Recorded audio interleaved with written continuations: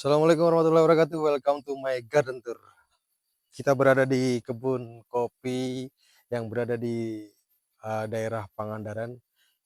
Ini berada di dekat atas pantai, 500 mdpl. Oke. Oke, ini adalah pohon kopi robusta. Klonnya ini udah kawinan. Ini tadinya mungkin bagio, cuman disambung sama daun lebar. Nah, ini yang harus kita pruning karena supaya tidak mengganggu perkembangan bunga yang akan menjadi buah. Ini harus dipruning. Ini cara perawatannya seperti itu.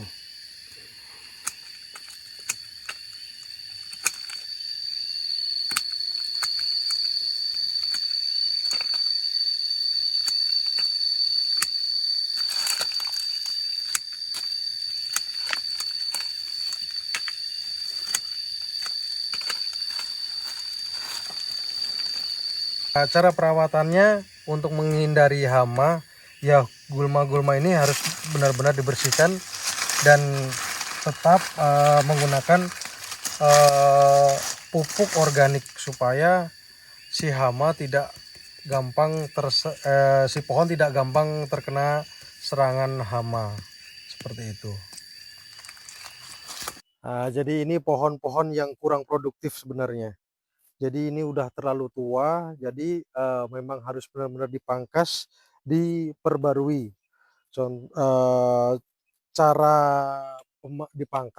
caranya dipangkas lalu nanti menunggu tunas baru lalu disambung. Karena ini udah tua banget nih, jadi nggak produktif.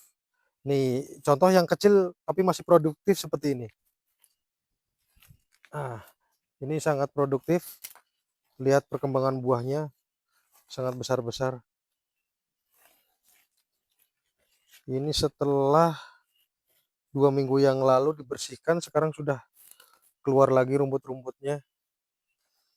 Nah, ini harus benar-benar kita buang karena mengganggu, benar-benar mengganggu.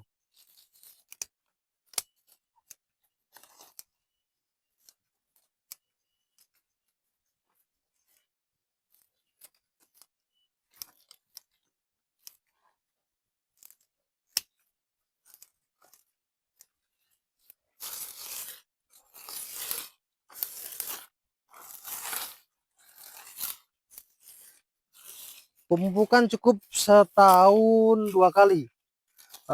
Entah itu menggunakan pabrikan atau menggunakan pupuk kandang. Cuman saran saya tetap menggunakan pupuk kandang karena pengendalian hamanya mudah, jadi gampang, cara ngeceknya gampang. Begitu. Nah, ini contoh-contoh pohon yang eh, terserang daun apa itu namanya? Daun kuning, daun karat. Daun karat. Ini yang terkena serangan daun karat, menguning, dan ini tetap harus diperbarui. Kita harus memotongnya dan membuang yang bawah-bawah ini. Seperti itu.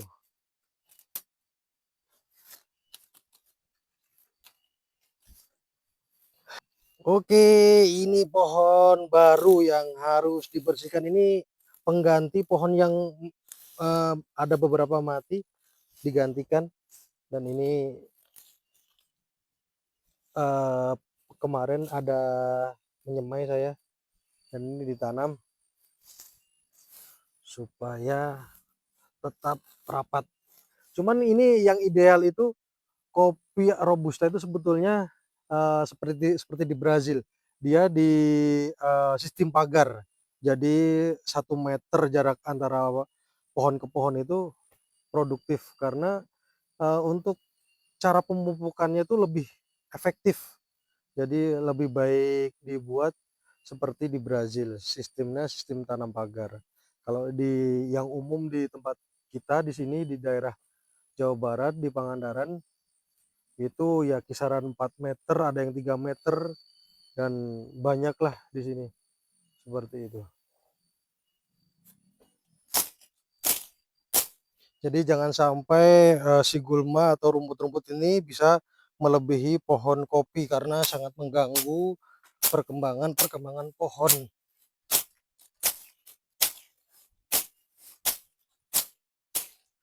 Nah, ini belum disetek, mungkin besok bulan depan disetek setelah panen. Ini bisa dibuang dulu nih, seperti itu nih. Dari sini mungkin bisa di sini, nanti kita sambung supaya lebih pendek.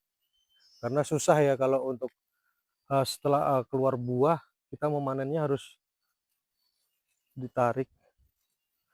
Jadi susah, kayak cari jodoh susah banget. Oke, sekarang sudah waktunya istirahat. Kita ngopi dulu. Mari.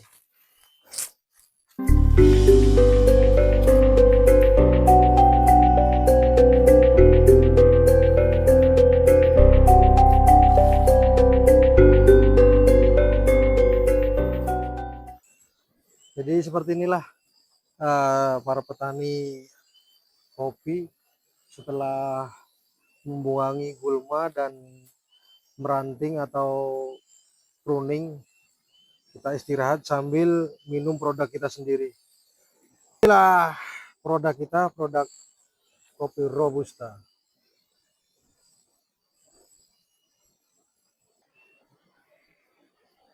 Mendidih saya. Oke, udah matang nih airnya. Kita tabur-tabur. Ini namanya kopi tabur, pemirsa. Ini metode seduh kopi tabur.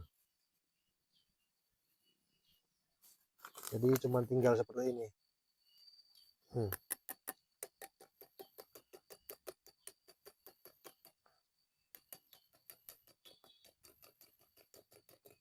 Kopi tabur.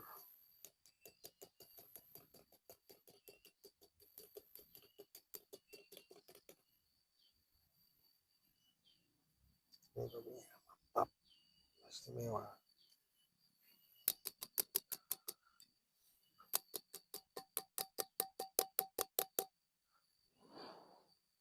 Guys, jadi sambil istirahat kita ngopi.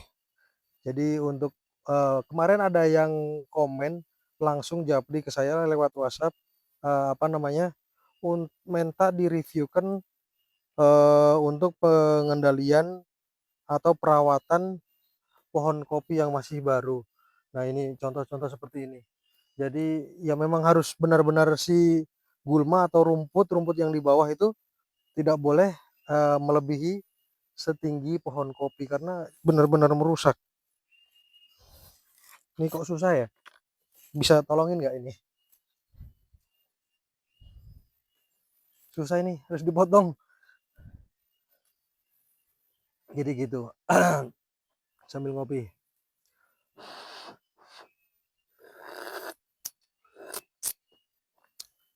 Panas. Jadi perawatan kopi itu ya gampang-gampang susah sebetulnya. Gampang ketika mau melaksanakannya atau menjalaninya. Susah itu ketika kita benar-benar sibuk. Jadi ya gampang kalau menurut saya kalau ketika punya waktu. Jadi ya memang benar-benar harus di pruning semua hama. Jadi kemarin saya pernah ketemu sama konsultan kopi yang berada di Pangalengan, Bandung. Jadi ketika untuk peremajaan ulang itu banyak metodenya. Ada yang sistem dipotong ini. Jadi nanti keluar tunas 2. Nanti tunas 2 itu dipakai semua. Ketika dipakai semua, nanti disambung, keduanya disambung, nanti dilihat mana yang produktif, mana yang tidak produktif. Nanti yang tidak produktif kita buang, kita sisakan satu. Nanti dari satu itu tumbuh cabang satu lagi, dan itu nanti dilihat ke depannya kalau produktif kita pakai. Jadi minimal di pohon maksimal di pohon robusta itu 3 batang. Jadi ada yang bilang cukup 1 saja, cuman lebih baik 3 karena kasihan bawahnya. Dia mumpuni untuk mengeluarkan 3 batang, cuman diambil 1 karena ya saya ngomong belekotan ini. Nah, ini pohon kopi yang usianya baru 1,5 tahun cuma sudah keluar bunga. Nah, ini sebentar lagi kena hama nih. Coba lihat ke sini. Nah, nih seperti ini. Nah, ini kalau tidak ditangani, ini bakal cepat terserang hama. Biasanya ini langsung di-stek setelah berbuah besok. Seperti itu. Ini klonnya daun lebar. Coba kita lihat klon yang Tugu Sari.